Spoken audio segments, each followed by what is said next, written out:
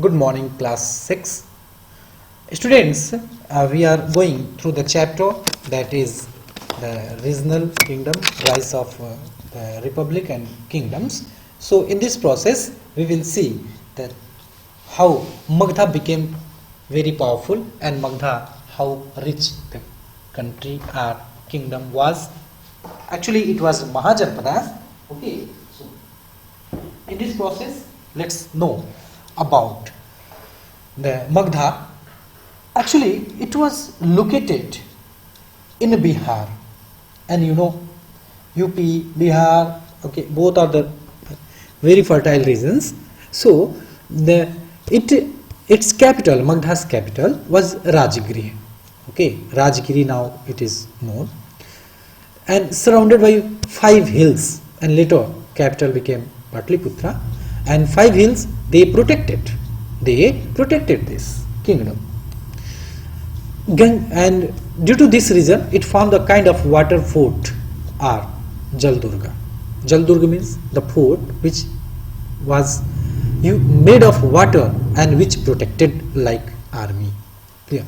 Next, you are knowing that I have told you, rivers they play very important role in the making of fertility. So the Gangetic Valley means wherever Ganga river is flowing, many tributaries rivers are also of Ganga rivers and main rivers. Many rivers are in Gandak, Son, Kosi, like this. Ganga, they all are flowing where? In Bihar only, and they made land very fertile, and that's why Magdha was a very fertile area, fertile kingdom, and that's why good production was there, and farmers they grew much crops. That's why they paid much money also, and that's why this Magdha became very prosperous. Mineral deposits means what? Mineral you people are knowing. Minerals are where? Minerals are from the ground we get very costly minerals like coal. You are knowing coal, diamond, gold, silver, lead, copper, like this. Okay, so mineral deposit was there in a Chota Nagpur region, like Chhattisgarh, Jharkhand region, and that's why this Magdha was very rich. Why? Because iron was also one metal, and iron is a metal, and iron was used by the people to make weapon, and that weapon protected the kingdom. Next, thick forest. Thick forest is what? Magdha had a vast thick forest cover. Okay, vast thick forest cover, which supplied timber and a lot of elephants. And elephants, they were used in fighting, and it made army strong. And timber and these all wood, they are considered to be very strong, and they played very important role in building the houses. Okay. Let's know military strength, how this kingdom became very powerful. Magdha had a big standing army, and it was the first Mahajanpada to employ elephant in war in a large scale. Understood? Military strength means army. That time first kingdom was Magdha, which used army, which used elephant in army. Okay. Chariots means Rath, infantry means pedestrian, this army, cavalry, those who are horse riders, army, elephants, those who are on elephant, okay, infantry it is said, and powerful rulers, most important, powerful ruler. Magdha was ruled by powerful rulers such as Bimbisara, Andrishan, Ajatashatru, Mahapadam, okay, like that. Many more rulers were there, and they all were very powerful. And flourishing trade. Trade is what? Something which you are sending out, or something which you are bringing inside the country. That is called trade. So Magdha became powerful trade. Suppose, for example, Magdha was very rich in coal. So that coal was exported to any other country, and in exchange of that coal, something was brought from another country. Okay, which we do not get here. Okay.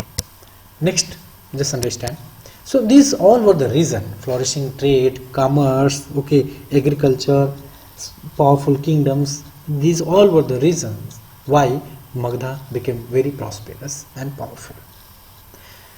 So firstly, now we will understand about Magadha and about Magadha's rulers, how they ruled, what they did. Okay, just understand. Bimbisara was an efficient ruler. Firstly, we have to see Bimbisara.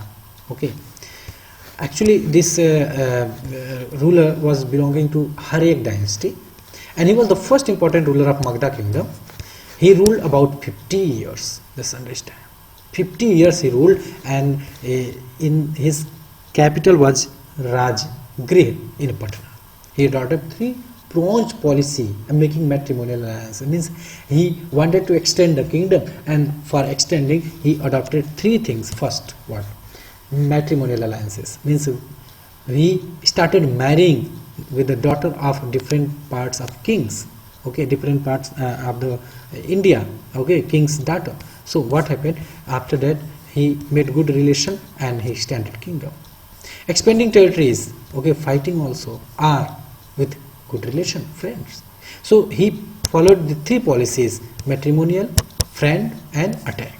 And through this, he extended kingdom very well. Bimbisara entered into several matrimonial alliances. Matrimonial alliances means marriage. Okay, by marrying princes of various powerful kingdoms like Kosala, Vaishali, and Madra. Like many that time kings, they were marrying many times. Okay, conquest of Anga brought a river port Champa. Just understand, this is very important. Conquest of Anga. Anga was one area, one Mahajanpada, which was conquered by Magadha ruler Bimbisara, and after the capturing of this Anga, that this port area of what? Port area of Anga, okay, became part of Magadha.